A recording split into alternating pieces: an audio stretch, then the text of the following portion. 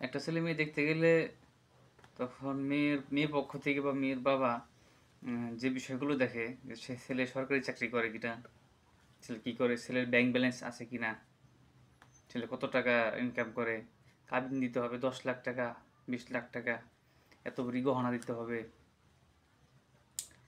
সে এটা চিন্তা করে না যে ওই বয়সটাতে সে কত টাকার মালিক ছিল। একটা বিয়েতে যখন 10 লাখ টাকা কাবিন চায়, তার মানে কি বোঝায়?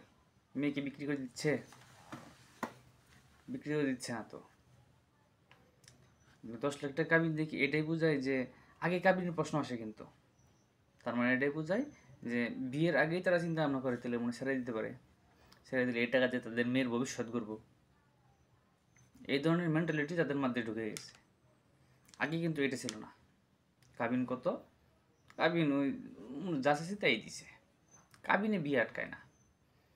একটা সারা জীবন সংসার করে মানুষ এই কাবিনের জন্যে যে ছেড়ে দেওয়া সে এমনি ছেড়ে দেয়, কাবিনের জন্য কখনো বিয়ে আটকে থাকে না।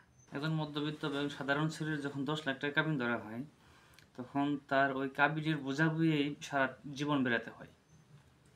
তার সারা জীবন ওই কাবিনের বোঝা বইয়ে বেরোতে হয়।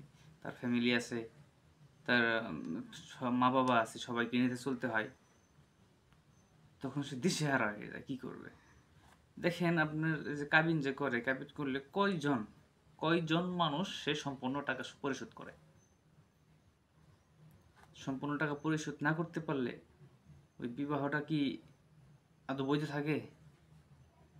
মেয়েদের বাবাদের এটা প্রশ্ন করা উচিত যে আপনি যখন বিয়ে করছেন আপনি কয় লাখ টাকা কাবিন করছেন? আপনি যত টাকা কাবিন করছেন আপনি কি পরিশোধ করছেন?